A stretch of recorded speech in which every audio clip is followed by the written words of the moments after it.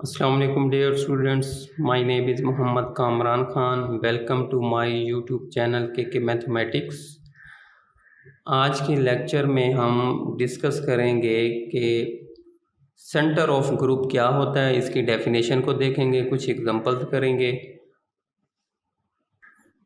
जी बच्चों, centre of group क्या होता है? Let G be a group. G एक कोई ग्रुप है, then centre of G is denoted by Z of G and defined as the set of all those elements of G के उन तमाम elements का सेट विच कम्यूट्स जो commutes कर जाएं विद एवरी एलिमेंट ऑफ जी के हर element से commute कर जाएं।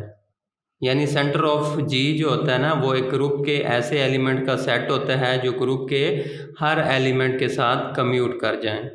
ठीक है, तो हम उसको इस तरह लिखेंगे कि Z of G is equal to A belong to G, यानी कि ग्रुप के ऐसे एलिमेंट का set such that A X is equal to X A for all X belong to जी।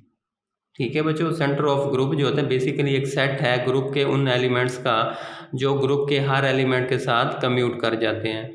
आइए अब इसके एक एग्जांपल देखते हैं।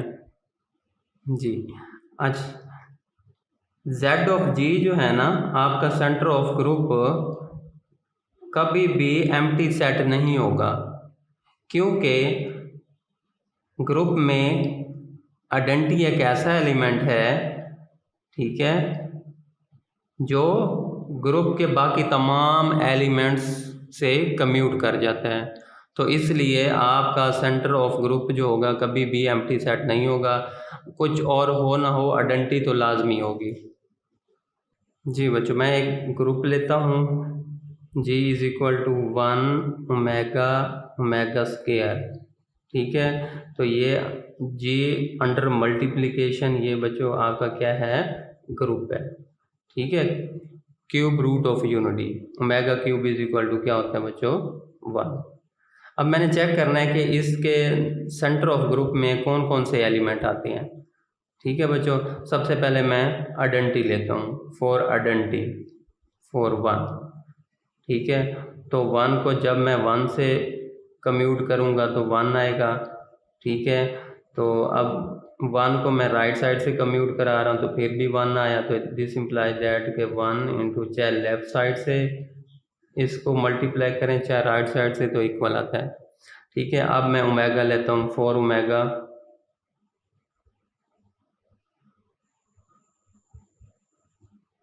जी, अब 1 को मैंने फॉर 1 के लिए पहले 1 से कम्यूट कराया, अब 1 को ही मैं ओमेगा से कम्यूट करवाऊंगा, क्योंकि सेंटर ऑफ ग्रुप में वो एलिमेंट्स आएंगे जो ग्रुप के हर एलिमेंट के साथ कम्यूट करने चाहिए। चलिए फॉर 1 के लिए आप ओमेगा को चेक करते हैं, तो 1 into omega is equal to क्या आ जाएगा बच्चों, ओमेगा। अच्छा जी, अगर इसको मैं राइट साइड से मल्टीप्लाई करूँ ओमेगा के 1 को, तो आपका क्या आ जाएगा, ओमेगा। ठीक हो गया, तो इसका मतलब है कि 1 into omega is equal to omega into 1। ठीक हो गया, अब मैं इसके लिए 1 को ओमेगा स्क्वायर के लिए चेक करता हूँ, तो 1 into omega square is equal to omega square आ जाएगा। और अगर ओमेगा स्क्वायर के राइट साइड से 1 को मल्टीप्लाई करें तो ओमेगा स्क्वायर आ जाएगा। तो इसका मतलब क्या हुआ कि 1 into omega square is equal to omega square into 1। ठीक है, तो इसका मतलब है कि 1 आइडेंटिटी ऐसा एलिमेंट है जो ग्रुप के हर एलिमेंट के साथ कम्यूट कर गया, इसका मतलब है 1 बिलोंग कर जाएगा सेंटर ऑफ जी में। ठीक है, अब ओमेगा के लिए चेक करता हूँ और सब के लिए यही चेक करूँगा। ठीक है, पहले ओमेगा को 1 के लिए चेक करता हूँ। ठीक है, तो 1 के पहले मैं लेफ्ट साइड से ओमेगा को मल्टीप्लाई करता हूँ, आंसर क्या आ जाएगा, ओमेगा। ठीक है, अब मैं क्या करता हूँ, 1 के राइट साइड से ओमेगा को मल्टीप्लाई करता तो आंसर ओमेगा आ जाएगा। तो इसका मतलब है कि omega into 1 is equal to 1 into omega. Omega को लेफ्ट साइड से मल्टीप्लाई किया और राइट साइड से दोनों का आंसर ओमेगा आया, तो इसका मतलब है कि ये ओमेगा 1 के लिए कम्यूट कर गया। अब हम ओमेगा के लिए ओमेगा को ओमेगा के लिए चेक करते हैं, तो omega into omega left side से मल्टीप्लाई कर ओमेगा स्क्वायर, अब राइट साइड से मल्टीप्लाई कर रहा हूँ तो फिर भी ओमेगा स्क्वायर, इसका मतलब omega into omega is equal to omega into omega. Left side से करें या राइट साइड से, आंसर सेम आता है। अच्छा, जो एलिमेंट्स अब खुद अपने साथ कम्यूट तो लाजमी करेंगे, ठीक है। अब ओमेगा स्केयर के लिए चेक करते हैं। ओमेगा को मैंने ओमेगा स्केयर से लेफ्ट साइड से मल्टीप्लाई किया तो ओमेगा क्यूब आ गया, ये 1 के इक्वल होगा। Omega cube is equal to 1, ठीक है। अब ओमेगा को ओमेगा स्केयर के राइट साइड से करता हूँ तो ये आ जाएगा ओमेगा क्यूब, ये भी 1 आ गया। तो इसका मतलब क्या हो गया, omega square is equal to omega square into omega. तो ओमेगा जो है ना ग्रुप के हर एलिमेंट के साथ क्या कर गया है, कम्यूट कर गया है। तो इसका मतलब है ओमेगा भी सेंटर ऑफ ग्रुप में चला जाएगा, ठीक है। अब फॉर ओमेगा स्केयर के लिए मैं चेक करूँगा सबको, हर एक एक एलिमेंट को लेके इसके हम चेक करते हैं। चलें जी, अब मैं पहले लेफ्ट साइड से 1 को मल्टीप्लाई करवाता हूँ, ओमेगा स्केयर आ जाएगा। अब 1 के राइट साइड से ओमेगा स्केयर को ओमेगा स्केयर, तो इसका मतलब है कि omega square into 1 is equal to 1 into omega square, ठीक हो गया। अब ओमेगा स्केयर को ओमेगा के लिए चेक करता हूँ, तो ओमेगा स्केयर को ओमेगा के लेफ्ट साइड से मल्टीप्लाई किया तो ओमेगा क्यूब आ गया, तो ये 1 के इक्वल है। अब ओमेगा के राइट साइड से ओमेगा स्केयर को चेक करता हूँ तो omega cube is equal to 1,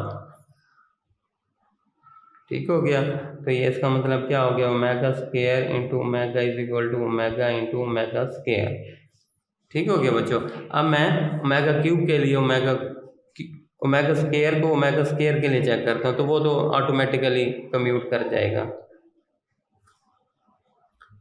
तो कैसे, omega square into omega square, तो ये बच जाएंगे ओमेगा की पावर 4, इसको मैं लिख सकता हूँ ओमेगा 3 इंटू ओमेगा, ओमेगा 3 1 होता है तो ओमेगा आंसर आ जाएगा। अब इसको ओमेगा स्केयर के राइट साइड से इसको मैं करता हूँ, ठीक है, तो ये आ जाएगा फिर वही omega 4 omega cube into omega is equal to omega.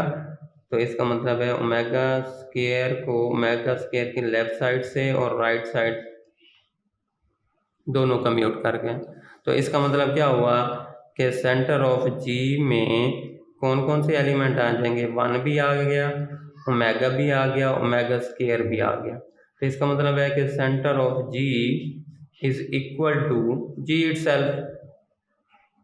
तो यहाँ से अब ये जो सेट है ना बच्चों, ये आपका क्या है, अबिलियन ग्रुप है। तो यहाँ से एक रिजल्ट निकला कि अगर जी अबिलियन होगा तो centre of G is equal to G itself आएगा। बहुत इंपॉर्टेंट बात जी बच्चों, क्या रिजल्ट निकला कि centre of G is equal to G if and only if G is abelian. अगर जी अबिलियन होगा तो centre of G is equal to G आएगा, ठीक है। और ये भी पूछ सकते हैं कि अगर centre of G is equal to G है तो इसका क्या मतलब है, तो it mean G is abelian. दोनों तरीके से आपसे क्वेश्चन पूछ सकते हैं। और दूसरा है बच्चों कि centre of G is a normal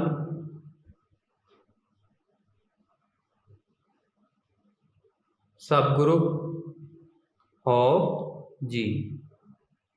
आपका जो होता है सेंटर ऑफ ग्रुप वो क्या होता है, नॉर्मल सब ग्रुप होता है, जी का नॉर्मल सब ग्रुप होता है। यानी कि centre of G is normal subgroup of G. G का क्या होता है, नॉर्मल सब ग्रुप होता है, ठीक है। क्योंकि ये सेट जो है ना जी के हर एलिमेंट के साथ कम्यूट कर जाता है, और नॉर्मल ग्रुप की भी यही है, सब ग्रुप की भी यही है कि अगर ऐसा सब ग्रुप जो ग्रुप के हर एलिमेंट के साथ कम्यूट कर जाए तो वो आपका नॉर्मल सब ग्रुप कहलाता है, ठीक हो गया। नेक्स्ट है बच्चों centre of G, centre of group is a subgroup of जी। ये जी का सब ग्रुप भी होता है, ठीक है। यानी कि Z of G is a subgroup of G. G का क्या होता है, सब ग्रुप होता है, क्योंकि ये उसका एक सेट है, यानी कि ग्रुप के उन एलिमेंट का सेट जो जी के हर एलिमेंट के साथ कम्यूट कर जाते हैं। तो ये सब ग्रुप भी होता है। सब ग्रुप होगा तो इट मीन फिर आगे ये नॉर्मल सब ग्रुप भी होगा, ठीक है। क्योंकि नॉर्मल सब ग्रुप के लिए पहले इसका यानी कि जी का सब ग्रुप होना ज़रूरी है। तो ये सब ग्रुप भी है और ये नॉर्मल सब ग्रुप भी है। जी बच्चों आगे है G is equal to S N. S N क्या है? ये सिमेट्रिक ग्रुप है ऑफ डिग्री एन। ठीक हो गया, इसमें सारी परमुटेशन पड़ी होंगी। जी बच्चों क्या कहा? G is equal to S N यानी symmetric group of degree N where S N is equal to this, यानी एस एन को हम जनरेट कराते हैं ए और बी से, और ये कंडीशंस को ये रिलेशन रखता है ये। ठीक है कि ए की n B square A B का होल का square is equal to identity. ठीक है, तो इसका जो सेंटर ऑफ ग्रुप होगा, ठीक है, यानी कि सेंटर ऑफ जी यानी कि आप मेन सेंटर ऑफ एस एन, इसमें सिर्फ एक ही आइडेंटिटी परमुटेशन आएगी। ठीक है, इसको आप ई भी लिख सकते हैं और इसको आप आई भी लिख सकते हैं, क्योंकि एस एन जो है ना इसमें ये सेट है परमुटेशन का, और इसमें आइडेंटिटी परमुटेशन कौन सी होती है बच्चों? ऐसी परमुटेशन जो 1 1 में हो, 2 2 में हो, 3 3 में हो, अप टू सो ऑन, इसी तरह n n में हो। ऐसी परमुटेशन को हम क्या कहते हैं? Identity permutation. ठीक है, तो सेंटर ऑफ एस एन में सिर्फ एक ही आएगी परमुटेशन और वो होगी आइडेंटिटी परमुटेशन। ये बाकी सब के साथ क्या कम्यूट कर जाती है, इसके अलावा और ऐसी कोई और परमुटेशन नहीं है जो एस एन के बाकी परमुटेशन के साथ कम्यूट कर जाए। ठीक हो गया। नेक्स्ट है ग्रुप ऑफ क्वोटर्नियन। आपको पता है कि इसका जो आर्डर होता है Q8 का 8 एलिमेंट होते हैं, आर्डर इसका 8 है, और इसका जो सेंटर ऑफ Q8 आएगा वो कौन सा आएगा? इस सेट में सिर्फ 2 ही एलिमेंट आएंगे, एक माइनस का 1 और एक प्लस का 1। ठीक हो गया, क्योंकि ये -1 और +1 ऐसे Q8 के एलिमेंट्स हैं जो बाकी Q8 के बाकी तमाम एलिमेंट से कम्यूट कर जाते हैं। तो इसका मतलब क्या हुआ कि centre of Q8 is equal to जो सेट बनेगा वो -1 और +1 का बनेगा, यानी इसका जो ऑर्डर होगा वो सिर्फ 2 होगा, 2 ही एलिमेंट हैं। ठीक है, तो ये भी याद रखना इम्पोर्टेंट चीज़ है कि अगर सिमेट्रिक ग्रुप होगा तो सेंटर ऑफ उसका क्या होगा? Centre of S an identity permutation आएगी सिर्फ एक ही, और उसके बाद अगर ये है आपका Q8 है तो इसका सेंटर में क्या आएगा? सिर्फ -1 और 1 आएगा। जी बच्चों आगे है डाईहेड्रल ग्रुप। क्या होता है? DN से डिनोट करते हैं, और इसका जो ऑर्डर होता है ना वो 2n होता है। ठीक है, आगे है वो कहता है DN इज अबिलियन। ठीक है, DN अबिलियन होता है for n is less than equal to 2। n 2 हो या 2 से कम हो तो D अबिलियन होगा। ठीक है बच्चों, अगर n को हम 2 पुट करते हैं तो D2 जो आएगा वो आपका क्या आ जाएगा? D2 का जो ऑर्डर होगा वो बच्चों आपका क्या होगा? 4 होगा। ठीक है, तो इसलिए हम कहते हैं कि D2 is equal to K4, Klein group जिसे कहते हैं। ठीक है, अब आगे क्या होता है? DN is equal to RS, यानी R और S इसके जनरेटर हैं और ये इन कंडीशन को सेटिस्फाई करता है। RN is equal to S square, RS whole square is equal to identity. ठीक है,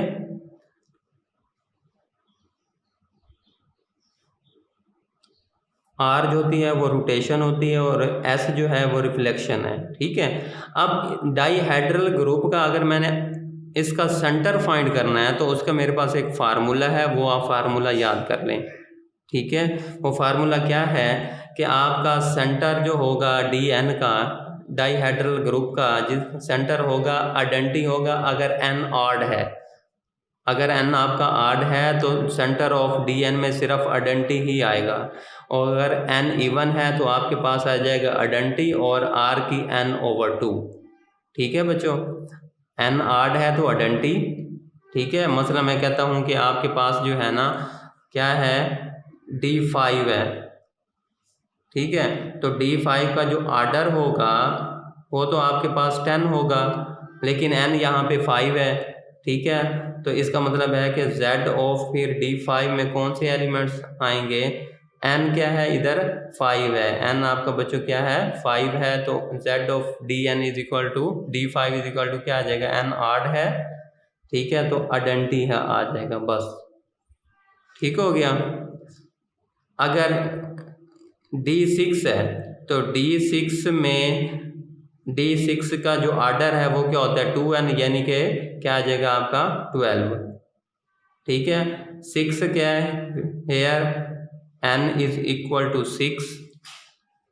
ठीक है, इवन है तो इसका फिर सेंटर क्या होगा, centre of D6 is equal to, हाँ जी, आइडेंटिटी, और दूसरा क्या होगा, हाँ जी, r की पावर n/2 यानी कि 6/2 क्या आ जाएगा 3। तो ये उसका सेंटर है D6 का। ये एलिमेंट D6 के हर एलिमेंट के साथ कम्यूट कर जाएंगे। ठीक हो गया। अब PPSC में के पेपर में एक क्वेश्चन आया था, ठीक है, जिसमें डाईहेड्रल ग्रुप दिया हुआ था और उसका सेंटर फाइंड करना था, तो हम उसको देखते हैं। हम जी बच्चों, एक था G is equal to alpha beta, alpha rotation है, बीटा रिफ्लेक्शन है, और इसका आर्डर क्या है बच्चों 4। ठीक है ना, जो अल्फ़ा की पावर होगा वही उसका, यानी कि ये आपका है D4।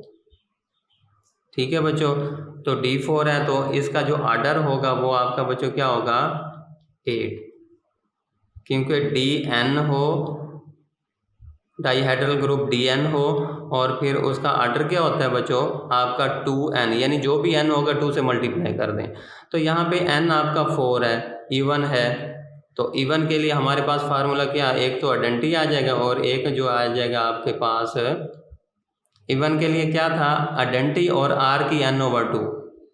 ठीक है, यानी कि अल्फ़ा की पावर 4/2, तो अल्फ़ा की पावर 4/2 क्या आ जाएगा 2। तो ये बच्चों उसका सेंटर था। ठीक है, देख लें, फिर देख लें, n यहाँ पे 4 था।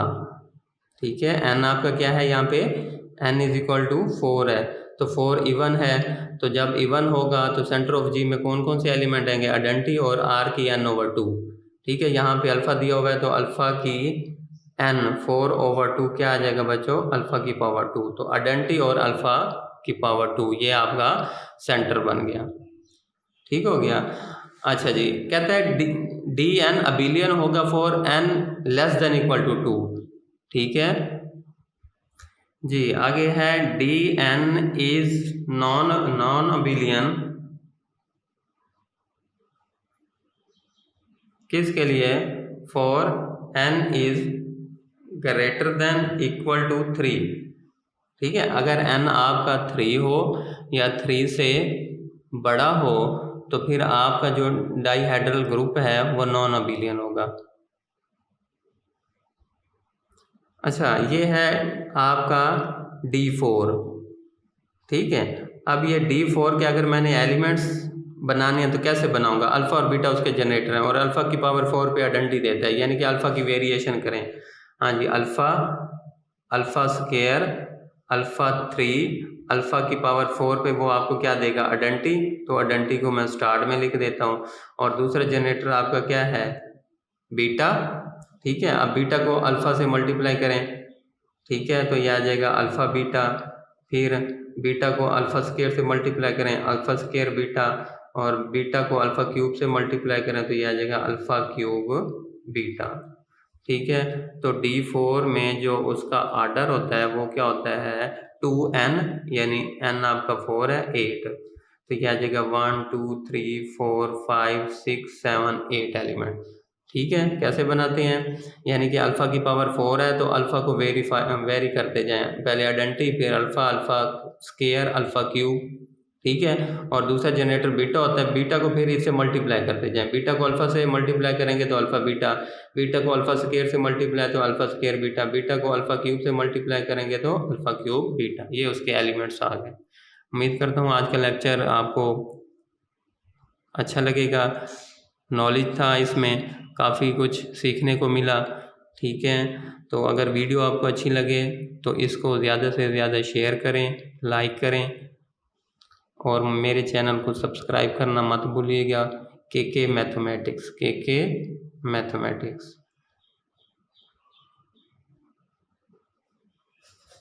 ठीक है बच्चों, अपना बहुत सा ख्याल रखिएगा। खुदा हाफिज़।